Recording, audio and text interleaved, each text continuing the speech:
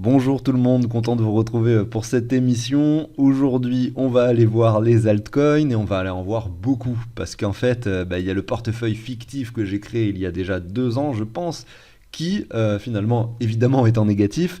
Mais ce portefeuille va nous intéresser. À la base, il y avait sur ce portefeuille 2400 $ et on a investi avec 3 paliers d'achat sur 40 cryptos. 40 cryptos, on va dire, avec des risques assez importants. Beaucoup de cryptos sont dans le top 500, peut-être pas jusqu'au top 1000, mais voilà, beaucoup de cryptos sont quand même assez faiblement capitalisés, donc c'est un portefeuille risqué. Et l'idée générale de ce truc-là, c'est de se dire, on a un portefeuille crypto, admettons, de 15-20 000 euros, on en consacre du coup 10% sur des trucs très risqués, on va diviser ça sur 40 cryptos, on diversifie à fond et on regarde ce qui se passe. Donc on va faire un état des lieux, bien sûr, de ce qui s'est passé jusqu'à aujourd'hui. Et surtout, on va pouvoir mettre le 3e palier d'achat sur certaines de ces cryptos. Et pour ça, on va toutes les regarder, les graphiques de toutes ces cryptos. Et vous allez découvrir des cryptos que vous n'avez pas forcément observés depuis longtemps, qui des fois performent, des fois moins, et des fois surprennent, des fois non. Mais c'est vrai que ça permet un peu de voir le contexte global de marché, juste en regardant ces graphiques. Vous allez voir, c'est très intéressant. Je l'ai fait tout à l'heure en off. Et on se refait ça directement après la très courte introduction que je vous passe maintenant. N'oubliez pas, bien sûr, de vous abonner, de liker si le contenu vous plaît. À tout de suite.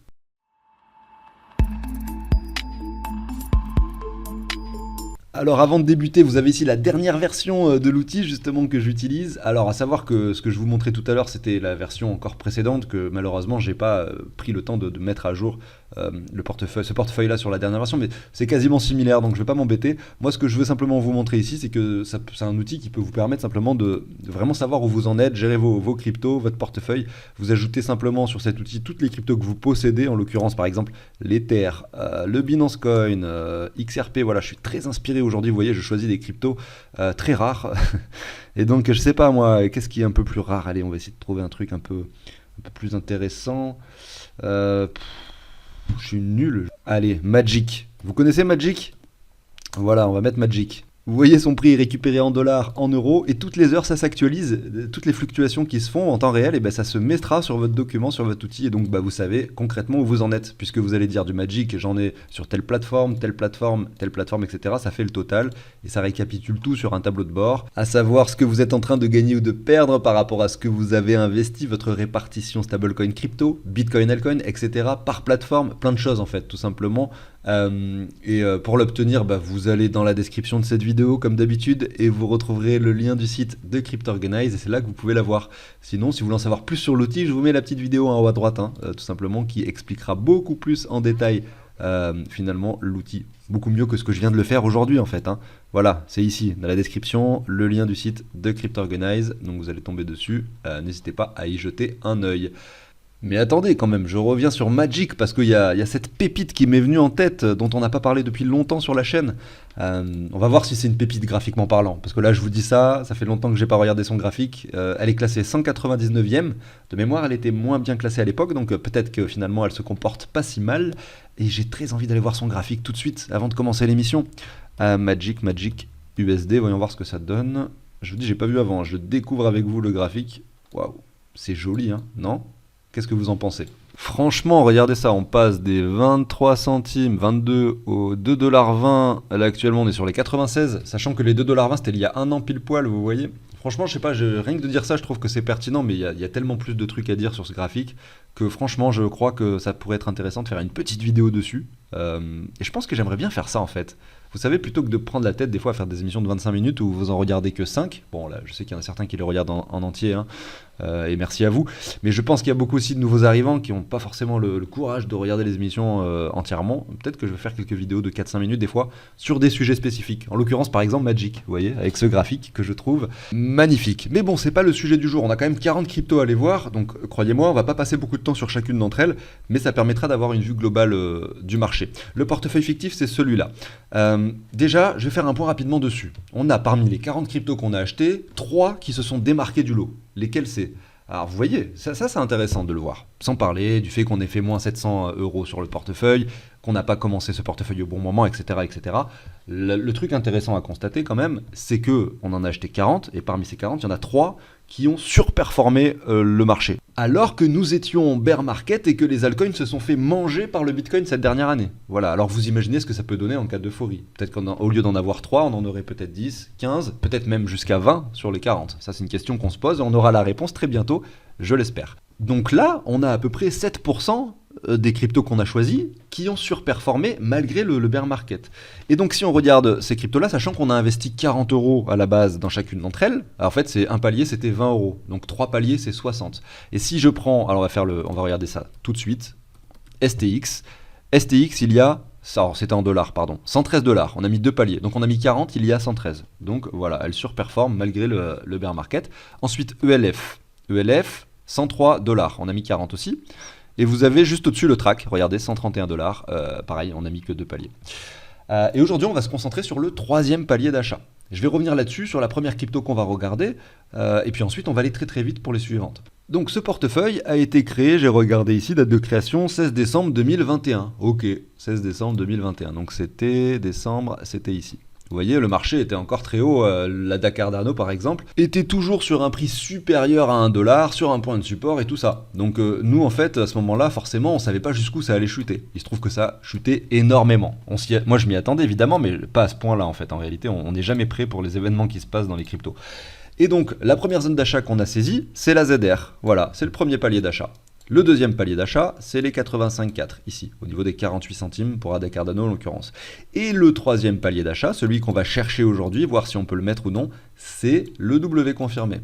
Regardez ADA Cardano, je zoome, je prends le point bas qui se trouvait ici. Donc pour avoir un W, il faut que le deuxième point bas soit moins bas que le premier. Et là, regardez, malheureusement, on a des mèches qui sont allées légèrement en dessous. Même la clôture était en dessous. Donc c'est difficile là de se dire qu'ADA Cardano nous a construit un W confirmé. Mais c'est dommage parce que ça serait magnifique. Pourquoi? Parce que regardez, on aurait eu le W comme ceci, confirmé, et le retour de neckline. Maintenant il y a deux écoles. Soit vous voulez respecter les règles à la perfection, vous dites voilà le W il est pas présent, je le vois sur le graphique, donc je ne mets pas le troisième palier.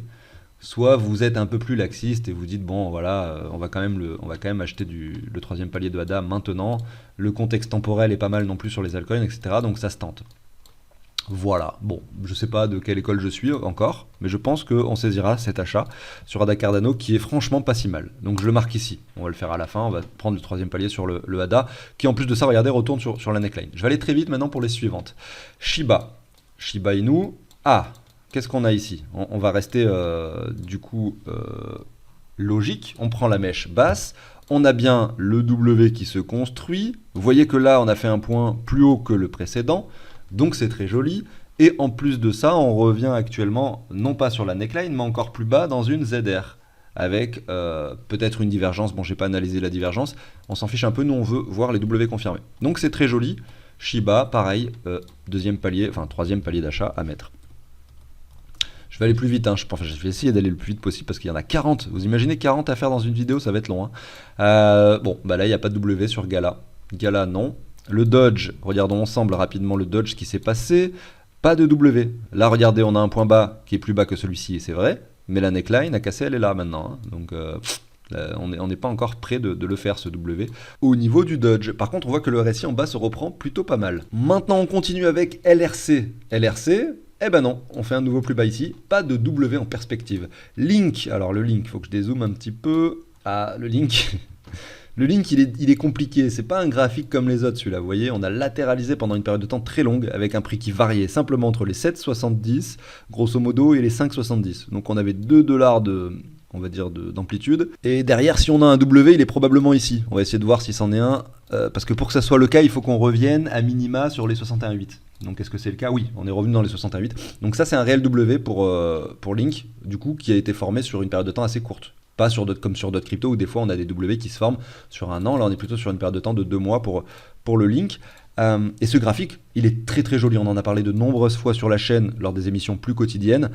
Et regardez ici, en fait, quand on a cassé le W, on a également cassé le canal haussier qu'on avait sur le RSI. C'était magnifique d'avoir en fait une latéralisation comme ça, si plate, avec un RSI qui montait et qui casse, vous voyez ici la zone. Et regardez au niveau du RSI, si on devait prolonger cette ligne, on revient dans notre espace précédent. Alors là, il y a une forte chance tout de même pour qu'on réintègre cette zone de prix au niveau du link. Mais bon, moi je vais rester, on va dire, assez pragmatique, je vais pas me prendre forcément trop la tête, je vais quand même acheter du link avec ce portefeuille. Je le ferai pas avec mon perso, je le ferai pas non plus avec le portefeuille fictif, mais là on avait une stratégie bien établie, on va la respecter, on va la suivre. C'est un peu l'idée. AVE, voyons voir ce que ça donne. C'est un peu comme Link en fait, il s'écrase, vous voyez. Mais là c'est ça qui est intéressant, c'est que là on a un triangle rectangle. On sait que ces triangles rectangles sont 7 fois sur 10 cassés par leur ligne horizontale. Et là ça n'a pas été le cas, parce qu'on voyait que le contexte il n'était pas favorable pour que ça se passe comme ça. On a cassé ce triangle rectangle par le haut, et concrètement on peut voir un petit W à cet endroit là. Concrètement ici on revient dans la ZR, vous voyez, on fait un plus bas ici, bam, on le confirme, et on revient tester, on n'est pas très loin de la neckline. Donc très très cool. Je pense qu'en fait il y a beaucoup de cryptos, si on observe bien, sur lesquels on va pouvoir mettre un troisième palier d'achat aujourd'hui. Et pourquoi est-ce que je fais cette émission aujourd'hui? C'est parce que on est en train de retracer un petit peu. Ça aurait été dommage de le faire il y a 2-3 semaines quand on était là-haut, vous voyez. Là en fait l'idée c'est d'essayer de choper les necklines en fait sur le troisième palier d'achat. Parce que vu que j'ai pas fait l'émission pile poil au bon moment sur la bougie de cassure, c'est cool d'attendre le retour de neckline. Ensuite ERN. ERN, on a déjà mis le troisième palier d'achat parce qu'on avait déjà constaté des W à l'époque. Alors ensuite on a VRA USD, donc Veracity, on voit qu'il y a un trou ici, je pense qu'ils ont changé des fois ils le font, ils changent la valeur du token, ils vont dire par exemple, ils vont augmenter par 10 par exemple la quantité de tokens, et du coup le prix va instantanément, par exemple, diviser par 10. Par contre, vous allez en avoir 10 fois plus. Ils vont vous les distribuer directement.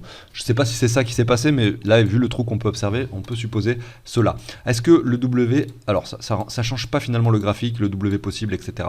Le W, pour moi, il n'est pas présent. Là, on a un plus bas, on a une zone de rechargement qui a été atteinte, mais on n'a pas de cassure de neckline, pas de W sur VRA. VeChain, pas de W non plus. Pourquoi? Parce que là, ici, quoique... Est-ce qu'on peut considérer... Là, c'est compliqué des fois. Il y a des graphiques, c'est difficile de les déterminer. Parce que là, on pourrait imaginer que ça, c'est un W, vous voyez. Mais vous voyez que là, quand même, on a quelque chose qui fait un plus bas, toujours plus bas, etc. Malgré cette hausse, on aimerait plutôt voir quelque chose qui, enfin, arrête de chuter. Là, j'ai l'impression quand même que sur le long terme, on a un graphique plutôt baissier. Donc, vous voyez, j'ai pas envie de le considérer comme un W pour VeChain. Le Clay, bon, on le voit directement, il n'y a pas de W. IOTA, pareil, pas de W. Ça performe, IOTA, il est en train de se retourner, mais ça va pas prendre finalement une semaine ou 2 semaines, ça va prendre plutôt 10 à 15, voire 20 semaines pour constater vraiment quelque chose qui enfin nous forme un W propre, vous voyez, sur IOTA. Donc pas de troisième palier non plus. Allez les amis, on continue avec One Harmony. Ça fait longtemps qu'on n'a pas parlé de cette crypto, dis donc, c'est incroyable. Et regardez, on a fait un plus bas ici, ouais. Donc ouais, non, pas de W sur One. KSM Kusama, finalement j'allais dire, je sais pas si c'est vraiment vrai, donc désolé si vous connaissez mieux que moi le truc. Le testnet, Kusama pour moi c'est le testnet de Polkadot, voilà. Donc là on a quoi? On a un plus bas pareil, donc pas de W, mais jolie hausse quand même récemment, Kusama qui a pris 287%, donc x 3,8. On va ensuite regarder STX, voilà notre fameux STX qui fait partie des 3 cryptos qui ont donc du coup surperformé même pendant ce bear market. On revient le 16 décembre quand on a commencé ce portefeuille, 16 décembre 2021. Là, hop, c'était quand même ici, vous voyez. Sauf que nous, vu qu'on a acheté la ZR et les 85.4, qui devaient se trouver par là, on est positif actuellement sur ce token. Donc là, on a le W, qui est très joli, vous voyez ce genre de W. On a beaucoup de cryptos actuellement qui font ça, vous voyez, qui performent beaucoup, mais on attend ça, on attend le retracement et le W. STX, lui, il a beaucoup d'avance sur les autres. Il a déjà formé son W, il a déjà un graphique magnifique aujourd'hui. Et là, quand vous voyez ça, vous comprenez en fait pourquoi c'est intéressant, et c'est très important d'avoir ce graphique sous les yeux. Et vous comprenez pourquoi c'est intéressant d'établir 3 paliers d'achat. Parce que certains pourraient me dire, oui mais pourquoi tu fais 3 paliers d'achat? Attends simplement le W, vu que les 2 autres paliers, généralement, ils sont beaucoup plus hauts en termes de prix. Pourquoi tu fais 3 paliers d'achat? Ben voilà, je vous montre pourquoi. Parce que des fois, on a des graphiques comme ça. On a un graphique où vous avez un palier d'achat ici, un palier d'achat ici, vous voyez, et votre troisième palier d'achat, il est sur le W confirmé, beaucoup plus haut. Donc vos 2 premiers paliers, ils étaient beaucoup plus intéressants que le troisième. Des fois, c'est pas le cas, parce que des fois, vous avez des chutes extrêmes, vous achetez là, 85.4, zone de rechargement, etc. Et vous formez votre W bien plus bas, avec la confirmation bien plus basse, et votre troisième est plus bas. À ce moment-là, c'est vrai que le troisième, on se dit, il est pertinent. Là, sur STX, le troisième palier d'achat, il ne va pas être pertinent. Mais on va le faire quand même, puisque c'est notre stratégie pour investir finalement notre argent avec ce portefeuille fictif. Donc je marque STX ici. Je continue avec le Dash. Et pour les reventes, d'ailleurs, j'en ai pas parlé, mais les reventes de ces cryptos, il va falloir les saisir au bon moment. Et ça, on le fera par rapport à la temporalité des cycles crypto qu'on observe depuis 12 ans maintenant. Le Dash, lui, est-ce qu'il nous fait un W? Pas du tout. Plus bas, sur plus bas, sur plus bas, donc rien à faire avec ce graphique. Je continue avec Celo, qui semble avoir changé de logo d'ailleurs, ou alors est-ce que je suis sur la bonne crypto? Je vais quand même vérifier. USD, ouais, c'était pas ça le logo avant. Bon, bah très bien. Sympa le nouveau logo. Ici, on est sur les 65 centimes et on n'a pas de W. Alors, comme vous voulez, si vous avez envie de voir un W ici, vous pouvez le voir à cet endroit-là. Mais bon, j'ai pas envie de le noter parce que c'est sur du trop court terme. Et c'est comme sur, je sais plus quelle crypto que je passais tout à l'heure, où je vois clairement une tendance baissière en fait. Hein. Et un V-bottom, moi là, sur du assez long terme, même en weekly, si je dézoome, je vois plus un V-bottom qu'un W confirmé. Donc notre cher Celo attendra un petit peu. Voilà, il faudra qu'il soit un petit peu plus patient pour qu'on lui considère un troisième palier d'achat. Basic Attention Token. Ah, plus bas, plus bas. Ouais, non, pour moi, ça me plaît pas ce graphique non plus. Vous voyez, enfin, la tendance, elle est baissière. Là, on a des mèches qui montrent des plus bas. Chiliz est en train de performer. Alors, qu'est-ce qui se passe? Chiliz, qu'est-ce que tu fais là? Ça fait un an qu'on te voit à ne rien faire du tout. Et là, bah, tu performes alors que le Bitcoin est en train de chuter comme pas possible. Qui est pas ça sur Chiliz? J'en sais rien. Hein. Voyons voir. On a un petit quand même, ouais, 84%. C'est peut-être que le début. Mais en tout cas, clairement, pas de troisième palier sur ce token. Inutile de vous dire pourquoi, vous le voyez directement sur le graphique, je suppose. Je continue avec SNX. Oh! Très joli SNX, très joli parce qu'en fait le point bas ici c'était en décembre 2022 et depuis on ne fait plus de plus bas, on confirme en fait un W. Le W je le vois, je vous le montre, on prend le Fibo pour le vérifier, même si moi j'en suis sûr, ça se voit graphiquement directement. La ZR elle est là, on l'a atteinte et derrière on confirme le W, on a même eu un W dans un W ici, donc c'est encore plus pertinent de voir ça dans le sens où vous avez un W assez gros qui est ici. Et le W dans le W, il est là, le deuxième, vous voyez, qui est dans le premier. Hop, avec la confirmation. Les deux, ils ont la même neckline quasiment. Alors, je vais prendre la neckline, par exemple. Soit vous prenez les mèches, soit les clôtures, mais là, on peut même se prendre cette clôture-là, de neckline, et on voit qu'on est précisément dessus. Voilà, donc très très joli, très pertinent, hein, du coup, le SNX, sur lequel on est clairement négatif. On a fait un all-time low, hein, ici sur SNX, je crois. En tout cas, c'est ce qu'on voit ici sur ce graphique, je sais pas. Mais on est venu chercher, regardez, sur SNX, ah non, 1,40, ouais, non, on a été plus bas déjà, si on reprend l'historique depuis sa création, etc. Je me rappelle encore quand il était sur les 30-40 centimes, et que Asher en parlait dans ses vidéos, en vous disant, à l'époque, en nous disant que c'était possible d'en farmer, d'en obtenir chaque jour avec un système de collatéral, etc. C'était assez complexe à comprendre le truc, et je ne l'avais pas forcément fait, mais j'avais investi un peu dedans. Bon bref, je pense qu'il y en a certains qui ont pu se faire des couilles en or, hein, pour rester, voilà, pour utiliser le bon terme, sur ce token, puisque ensuite il est venu chercher quand même les 28$. Voilà, c'est un truc de malade. Et aujourd'hui, voilà, il est en train de construire son bear market tranquillement, son W, il se forme, on revient sur les 3. Très bon niveau d'achat sur SNX. Donc si vous n'êtes pas ici forcément, vous n'avez pas forcément ce même portefeuille, et que vous voulez simplement chercher des cryptos pour diversifier, là, dans cette liste, je vais m'arrêter là, parce qu'il y en a encore 20 à faire des cryptos, vous voyez. Je les ferai sur une autre émission, peut-être demain, peut-être après-demain, je sais pas. Mais sur les 20, il y en a quand même 6 sur lesquels on va mettre un palier. Et donc, ce qui est très intéressant avec ce portefeuille, c'est qu'il est actuellement composé de 57% de crypto, 43% de stablecoin. Donc là, on va investir 120$, parce qu'on met des paliers de 20$ pour chaque crypto. Ce qui veut dire qu'on va réduire la quantité de stablecoin. Et je le pense, je le dis, au meilleur moment, c'est-à-dire que là c'est 43%, ça va être des 43% hyper bien investis, mis à part pour STX qui a déjà performé, mais pour les 5 autres c'est vraiment des niveaux parfaits, hein, concrètement, que ce soit en termes de temporalité, en termes de prix, en termes de tout, vous l'avez vu sur les graphiques à quel point c'est pertinent, à la fois parce qu'on a chuté énormément, on revient sur des zones de prix finalement précédentes, avant Bull Run 2021, et des latéralisations pertinentes. Bon, là, je vous montre le BAT qui, en l'occurrence, lui ne fait pas de W, etc., que c'est pas le plus intéressant, mais simplement pour vous dire à quel point je pense que c'est cool. Et vous-même, si vous voulez diversifier là sur ces 6, concrètement, vous en avez 5, parce qu'on retire le STX, qui peuvent être réellement très très cool. Bon, je vais faire toutes ces transactions en off, on se retrouve tout de suite. Et voilà, c'est fait. Donc je voulais juste préciser que sur ADA Cardano, le troisième palier, finalement, je l'avais déjà mis. Voilà, en fait, je m'en suis rendu compte parce qu'en allant ici, je vois les paliers que j'ai mis ou pas mis. Et j'ai oublié de remettre à jour ce chiffre-là. Bref, sur ce tableur, j'ai rien automatisé, donc il y a des bêtises.